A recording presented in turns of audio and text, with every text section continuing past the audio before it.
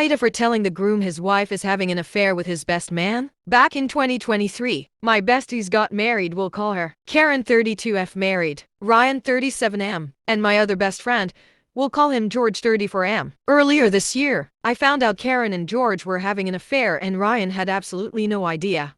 I knew for a few weeks before I said anything as all three were best friends and had been for about 8-9 years. So when I found out, I was shocked. It apparently had started a few weeks before I was told, and they had been hiding it for so long. Ryan had begun suspecting something was going on, but as there was no solid proof, he chose not to believe it. Even though he caught Karen cuddled up on the sofa with George after a few drinks. I was having a drink with Ryan one night and he was talking to me about how he felt about the situation, and he believed Karen would never do such a thing. I began getting so frustrated hearing how much he adored this woman because she was treating him like absolute crap, and he's genuinely a good guy. When I say everyone in our area was talking about it, I mean everyone. Multiple people tried telling Ryan how suspicious Karen and George going away together every weekend was, going for long drives and to festivals together looked. But he continued to trust Karen. Now when I first found out, I was under the impression Karen was going to be leaving Ryan. She wasn't happy in her marriage and this affair just happened. So when she told me, I sat there. And then she absolutely cannot play two men off each other and she has to decide. I began distancing myself from Karen and George as best as I could without completely going no contact. But hearing the things Ryan was telling me didn't coincide with what Karen was actually telling George as well. She in fact was playing them both. She told George she has spoken to Ryan and they were in agreement to get a divorce. When I asked Ryan how he was feeling about that, he had no idea what I was talking about. So when I said, "The day she came round to talk to you," it turns out they were cuddled up on the sofa,